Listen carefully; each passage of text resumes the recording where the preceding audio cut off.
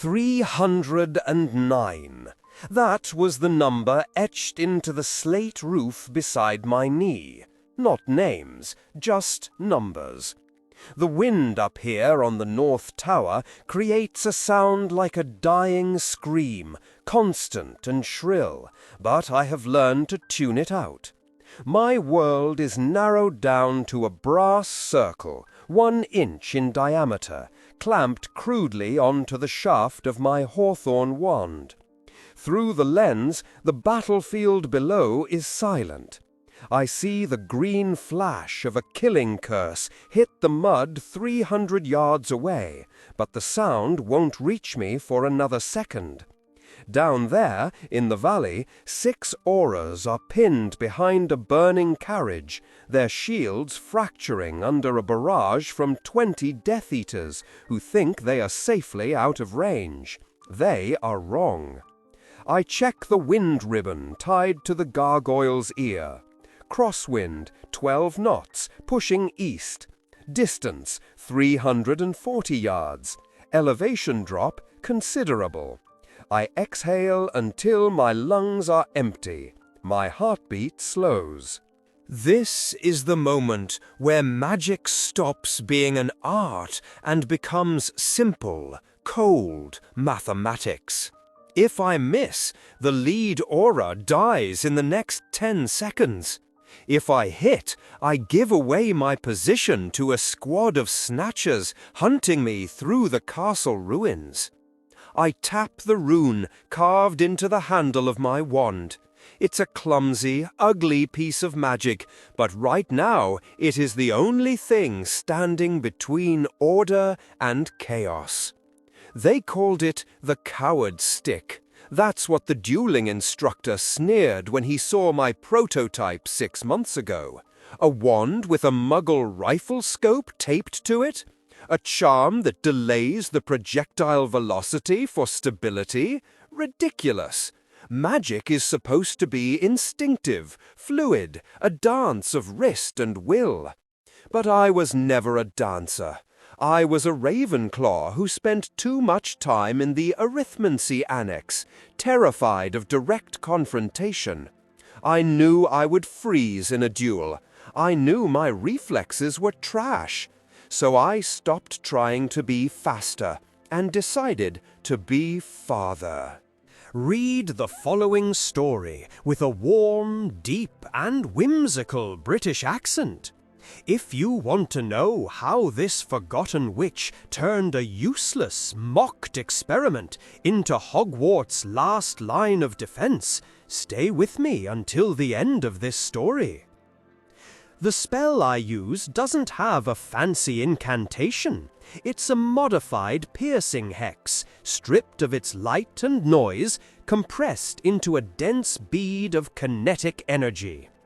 I whisper the coordinates.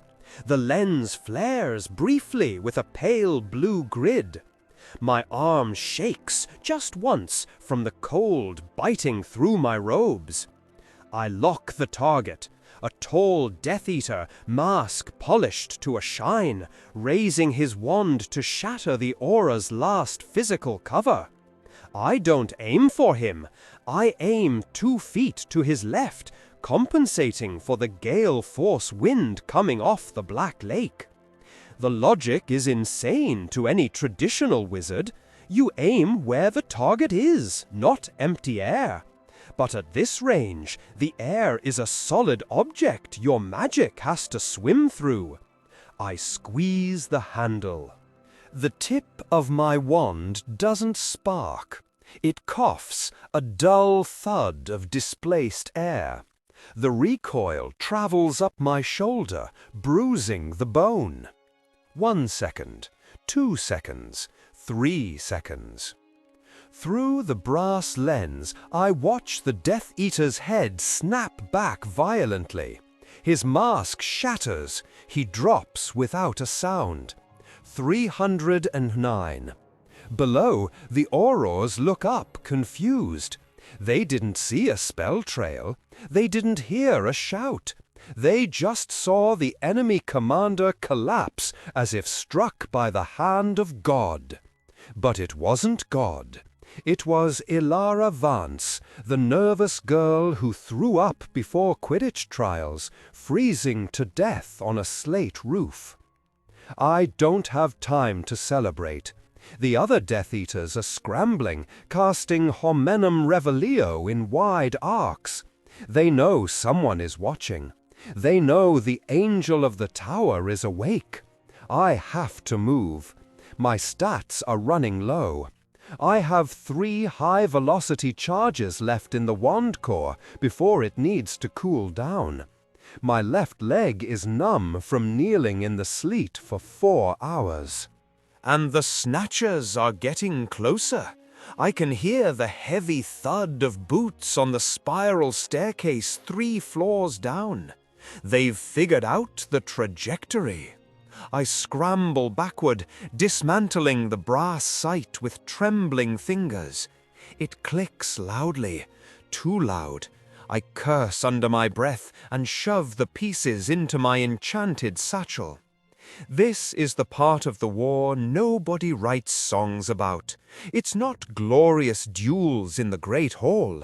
It's scurrying through pigeon droppings in a derelict attic, counting seconds, smelling the ozone of your own fear. I drop through a hatch into the dusty classroom below, just as the tower door blasts off its hinges above me. Green light floods the stairwell. They are here. Flashback to November. I remember sitting in the common room, soldering the brass clips. "It's never going to work, Ilara," my brother had said, not unkindly. "Spells dissipate after 50 yards. That's a fundamental law of magical thermodynamics. You can't snipe with a wand." I didn't argue. I just showed him the equation. If you wrap the spell in a vacuum bubble, friction is 0. The problem isn't range, it's aiming. Nobody can aim a wand that precise. Unless you stop treating it like a wand and start treating it like a barrel. The first time I tested it, I blew a hole through a pumpkin from the astronomy tower. The pumpkin was in Hagrid's patch. Nobody laughed then. But the ministry refused to fund it. Too passive, they said. Not the Jedi way, or whatever the wizard equivalent was. They wanted heroes who stood in the open. They didn't understand that dead heroes don't win wars. Back in the classroom, I press my back against a rotting tapestry. 2 snatchers drop into the room. They are scanning the shadows. I have my wand, but the scope is off. Without the scope, I'm just Ilara the nervous wreck. My hands are sweating. Standard dueling distance, my nightmare. One of them spots me. Well, well, the little bird on the roof. He raises his wand. I don't think. I calculate. Distance, 15 feet. No wind. Obstruction, a dusty desk. I can't outduel him, but I can outthink him. I cast a banishing charm, not at him, but at the floorboards beneath his feet. The wood is rotten. I noticed the damp stains when I scouted this position 2 days ago. The floor explodes downward. He falls with a scream, crashing into the corridor below. The second snatcher spins, distracted. That's my window. Stupefy! It's messy, it's weak, but it hits him in the throat. He goes down, gurgling. I scramble past them, running for the secondary position, the bridge. If this forgotten legend of Hogwarts is already touching your heart and you'd like to help keep these stories alive, you can support the channel by clicking the thanks button below the video. Every little bit helps me continue bringing you more hidden tales of courage and magic. I reach the covered bridge. It's swaying in the storm. From here, I have a line of sight to the valley entrance. The convoy of refugees the Aurors were protecting is trying to cross the river, but a new threat has emerged. Giants, 2 of them, lumbering out of the tree line, immune to most stunning spells. The Aurors below are firing desperate hexes that bounce off the giant's grey skin like pebbles. The giants are carrying boulders. If they throw them, the bridge collapses and 50 children drown. I reassemble the scoop. My hands are bleeding now, skin torn by the brass clamps. I clamp it tight. The lens is cracked from my dive in the classroom. The crosshair is misaligned. I have to compensate manually. Aim low and left. The wind has picked up, 14 knots. Distance 600 yards. Impossible. That's double my effective range. The spell will degrade before it hits, unless I overcharge it. If I overcharge the core, my wand might shatter. It's hawthorn, springy but temperamental. If it breaks, I'm defenseless. If I don't shoot, the bridge falls. I watch the lead giant heft a boulder the size of a carriage. He roars, a sound that shakes the dust from the rafters around me. I don't aim for the giant, his skin is too thick. I aim for the boulder, specifically a fissure running through the granite rock he's holding. If I hit that crack with a high-impact piercing hex at the exact moment he swings, the torque might shatter the rock in his hands. It's a 1 in a million shot. It requires timing the giant's muscle twitch, the wind shear, the spell delay, and the structural integrity of a rock I can barely see. Calculate, I whisper. Tears are freezing on my cheeks. Just calculate. I visualize the vector. I feel the magic building in the wand, hot and angry. The wood groans in my grip. It smells like burning hair. The giant pulls his arm back. Now! I scream the incantation, pouring every ounce of fear and frustration into the wood. Confringo Maxima! The recoil throws me backward.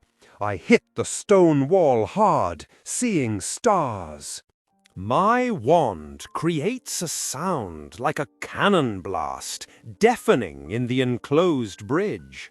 Smoke pours from the tip. I scramble back to the scope, squinting through the cracked glass. For a heartbeat, nothing happens. The giant swings his arm forward. Then the boulder detonates. My spell hit the fissure. The rock explodes in his grip, turning into a cloud of shrapnel. The force blows the giant's hand back, knocking him off balance. He falls sideways, crashing into the second giant. They tumble together into the churning river, swept away by the current. The bridge stands. The convoy rushes across. I slump against the wall. My wand is smoking. A hairline crack running down the handle. It's ruined. My shoulder is dislocated. I can't stop shaking. Below, the cheers of the survivors are faint, snatched away by the wind. They don't look up.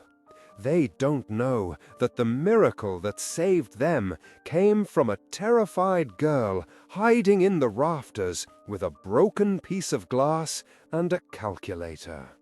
311 targets neutralized. But that last shot, that wasn't mathematics. That was faith. I sat there for an hour until the sun came up. An order patrol found me eventually. Lupin was with them. He looked at me, shivering, clutching my broken wand, surrounded by brass shavings and notes on wind velocity. He looked at the scope, then at the distant river where the giants had fallen. He didn't laugh. He just knelt down and offered me chocolate. "Good shooting, Vance," he said quietly. That was it. No medal, no parade. The official report said the giants lost their footing due to treacherous terrain. The ministry didn't want to admit that a student had weaponized a charm in a way their experts said was impossible. They confiscated my notes. They took the brass scope and locked it in a Department of Mysteries vault, filed under unconventional warfare. They gave me a new wand and put me back on patrol. But the Death Eaters knew. After that day, they stopped marching in open columns. They started looking at the towers with fear. They learned that range was no longer safety. They learned to fear the silence before the thunder. Sometimes I still wake up counting. Wind speed, distance, elevation. I reach for a wand that isn't there. But then I remember the children crossing the bridge. I remember that for 11 months I wasn't the nervous girl who couldn't duel. I was the ghost on the roof. I was the reason they missed. If this forgotten legend of Hogwarts touched your heart, tell me in the comments. What would you have done in Elara's place? Like the video, share it with another Harry Potter fan, and subscribe to hear more hidden stories of courage, magic, and impossible odds. Sometimes the smallest spell is the one that saves the castle.